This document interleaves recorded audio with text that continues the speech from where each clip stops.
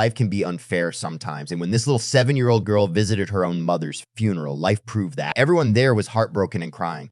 But what they did not notice was that her daughter put a cell phone inside of her coffin. And when the girl got a call the next day, she was shocked. Daughter puts phone in mother's coffin.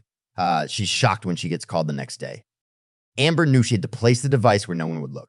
Her mother was surrounded by people constantly, so the task would be difficult. But Amber was patient and planned her final goodbye to her mother cleverly. She was the last one to walk to the coffin. And then she took her shot. She said the sweetest words to her mother and meant everyone. Her mother was her best friend, and it was unfair that illness took her away. Amber wasn't ready to say goodbye just yet. So with a final hug, she placed her mom's cell phone inside of the coffin's soft lining. She knew that nothing would come from it, of course. Her mother was gone and could not use the cell phone, but the thought that a line of communication between them was still active gave her some peace. But what happened the very next day was utterly bizarre and hard to explain. Amber was sitting in the living room looking over some old picture books, the ones where her father and her mother were still one big happy family. Suddenly, phone rang inside another room. Her father was the only one with a phone, and she could see him calling in the garden. What is this? Amber's curiosity peaked after that. So with a final check to see if her father was really calling in the garden, Amber set out to investigate the ringing sound. She walked through the entire ground floor and eventually ended up in front of a large cabinet. The ringing definitely came from there. Amber slowly moved her hand toward the cabinet and opened the drawer. And yes, inside of the drawer was a cellular device. Amber had never seen this phone before and wondered who it belonged to, and of course also who was calling. She picked up the phone and observed the incoming call. But then she started screaming. A name was visible on the caller ID. It was a name she knew, but the last name she expected. Well, it wasn't exactly a real name because the phone just said Mom. But with her mother's number memorized, she made the connection instantly. But that should be impossible, right? Amber shakingly answered the phone. Hello? The little girl spoke as she picked up the phone from the drawer. She was a bit scared, hoping this was a prank call. But when she actually heard her mom's voice protruding from the device, she was in shock. Amber let out a high-pitched scream as she dropped the phone. But dropping the phone on the ground didn't stop her mom's voice from coming out of the mobile phone. The woman just kept talking, and Amber had no choice but to pick the phone up again. The scared young girl put the phone to her ear and heard her mother calling out her name. It was like a miracle occurred. She placed the phone in her mom's coffin, and for some strange reason, it allowed her mother to talk to her. The fright subsided after her mother told Amber the sweetest things. She was proud of her and loved her. But after a few minutes of talking, Mom disconnected the call. Amber was crying and smiling at the same time. The entire ordeal confused her immensely. How can Mom call me if she's dead? Amber spoke out loud. She wanted to learn more. And most of all, she wanted to speak to her mom. Amber snatched the phone and took it to her room. And Amber wasn't disappointed with that decision because her mother called both times in the 2 days that followed. The phone rang at the same time every day, which made it easy for Amber to anticipate. And every time the conversations were lovely. Mom talked about her love for Amber and hopes for Amber's future. Amber still did not understand how this was possible, but everything about this phone made her happy. On the other hand, her father began to notice a change in his daughter's behavior. She acted secretly and closed off, locking herself in her room most of the time. It seemed like she wasn't coping well with the loss. Benjamin, Amber's father, wanted to confront his daughter, not aggressively, but just as a way of understanding and helping her. So when Amber got downstairs, Benjamin was already waiting for her. He asked what she was doing in her room so much and why she was so closed off. But that's when she said something strange. She acted nervous for a few minutes, avoiding his gaze as much as she could. But when she finally started speaking, she told her dad she got orders not to say a word to him. Orders? What do you mean, what orders? Amber said it was a secret before running back upstairs and locking her door again. Of course, her father followed her instantly, but the little girl quickly locked the door before he could make it to her room. The worried father put his ear to the door and heard a lot of rumbling inside. He also heard Amber speaking to someone, so he asked his daughter who that was. Amber denied any conversation and said she was talking to herself, which was obviously a lie. And somehow Benjamin picked up on that fact too. He begged her to open the door and said that if this had anything to do with her mother's passing, they could figure it out together. The noise in Amber's room fell silent after that. It stayed like that for a few minutes, and then Benjamin heard footsteps approaching the door. He leaned back from the doorpost and saw his girl's head pop out as she opened her bedroom door. And that's when she said the most bizarre thing. He first asked Benjamin not to speak about what he was about to witness to anyone, and Benjamin immediately promised to do so. And that's when Amber told the truth. She said that she wasn't alone in her room. She said her mom had been calling, speaking messages meant just for her. Benjamin didn't see that response coming, but after his confusion faded, he tried to explain to his daughter that this was impossible. I understand that you want to talk to mom and that the feeling of loss is still fresh, but mom is gone. Sweetie, he said, but then all of a sudden the phone rang. Amber looked around and ran to her desk where she left the mysterious phone. She picked it up and showed the caller ID to her father. See, it's mom who's calling, the little girl said. Amber revealed that she found the phone in one of the drawers of a cabinet in mom's study. Benjamin never knew that his wife kept a phone in that room, and the fact her caller ID appeared on the home screen was nerve-wracking, to say the least. Now that her father knew her secret, she was ready to let him in, so the little girl answered the call and put the phone on speaker. Both father and daughter listened to the incoming call together. It was unbelievable because Amber was right. The voice of Benjamin's wife was heard from the cellular device. She said hi to Amber and started talking. But when Benjamin tried to talk back to her, there was no response. His wife just kept talking. She continued speaking like Benjamin wasn't even there. After a few minutes of constant talking from Amber's mom's side, the call ended again.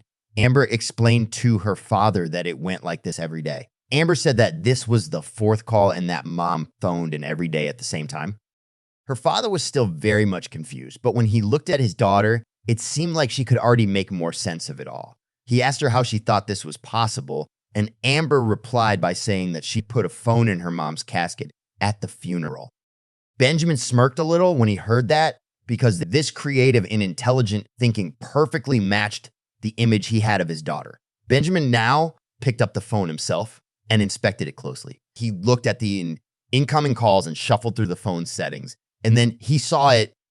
These are pre-recorded messages, Benjamin said softly. He saw the previous 4 calls and also noticed one last clip that was scheduled for tomorrow. Mom must have hidden it in her study, knowing that her smart daughter would find it, Benjamin said. Together, they listened to the first 4 messages, and that's when Benjamin noticed something. The 4 previous messages fit together like a puzzle, a roadmap of some sort. Between all her kind words toward Amber, his wife gave detailed hints that seemed to come back in every message. These hidden messages asked Amber to do some things, but Benjamin wasn't the only one who noticed that. Amber was a clever girl and had already found this hidden clue. She grabbed her father's hand and pulled him toward her desk. The hidden messages told Amber to make a map, but she still did not know where it led, but Amber had been working hard to figure it out.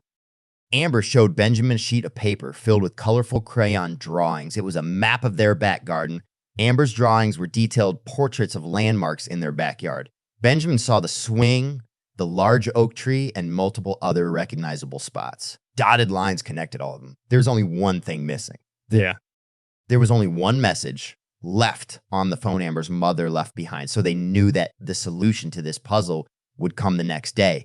So when the phone finally rang after an agonizing 24-hour wait, the father-daughter duo sat ready. They let the device ring twice and then answered it. It was quiet for a few seconds, and then Mandy's voice was heard. Benjamin and Amber both cried at the first words spoken by their mother and wife. They knew this was the last time they would hear something new from her, and Mandy now said nice things about the both of them. Both Amber and Benjamin rejoiced in Mandy's kind words, but the big solution to the garden puzzle was about to be revealed. Shaking hands tapped on the table as the instructions followed. Mandy said to take 4 large adult steps north from the last giving landmark, and there you will find the X. Father and daughter smiled at one another, and then both spoke simultaneously. Let's dig. With shovels in hand, the duo stepped into the backyard. They started from the swing and followed the dotted lines from landmark to landmark. Until this, Benjamin finally took 4 large steps north. Here it is. After about 15 minutes, they found the spot that was marked as on Amber's map. With all the pieces of the map gathered together, it wasn't even that difficult. Amber said to her dad, Benjamin nodded and smiled at the same time. What could be down there? They both said.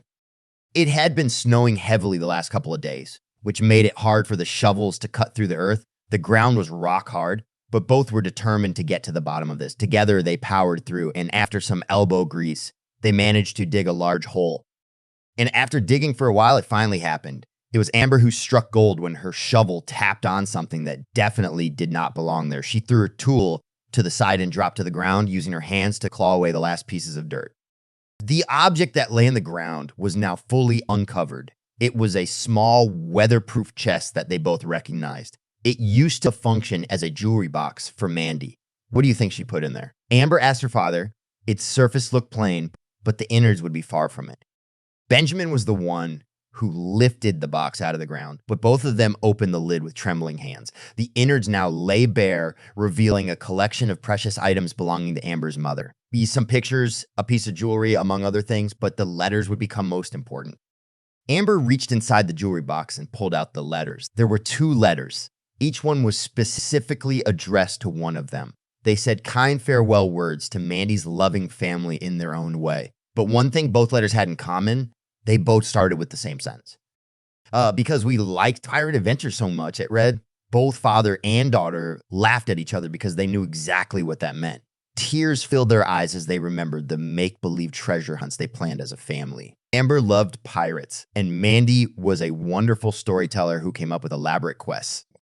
Amber read her letter out loud. My dear Amber, words can't describe how much I will miss you. But know I will always be in your heart. I knew you would find my phone and solve my puzzle, my little pirate adventurer. Along with this letter, I have something else for you. The letter instructed Amber to pick up a locket from the box. She opened it, and it showed Amber hugging her mother on a special vacation in Mexico. They were also playing out a specially made pirate story created by Amber's mother back then. Benjamin broke down a bit as he also remembered that trip fondly. But one big discovery was still waiting to be picked up. On the bottom of the chest was an envelope. It contained a small note and a decent sum of money. The note said that Mandy secretly saved up for a future vacation, and this money was meant to take them there. They always wanted to go to the Caribbean as a family, an exotic set of islands that has fascinated their daughter ever since she saw the first Pirates of the Caribbean movie. To her, it was the place pirates came from, so she desperately wanted to visit it. Unfortunately, Mandy could not join them anymore. But Mandy now encouraged Benjamin and Mandy to go together. The money was more than enough to cover their trip, and she felt like it would be a great place to heal. Mandy also pointed them to an empty photo album she hid in her study. Their new memories needed to be captured. Amber and Benjamin loved this idea, and they booked a flight to those magical islands the very same day.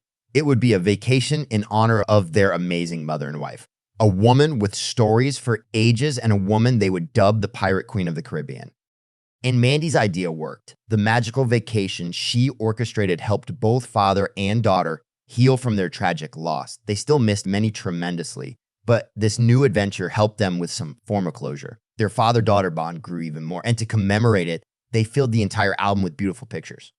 A few years later, Amber and Benjamin still look back at the album with love in their hearts. It helped them to remember the good days with Mandy, giving them a sense of warmth and a realization that Mandy had always been the one who knew their loving leader. The Pirate Queen of the Caribbean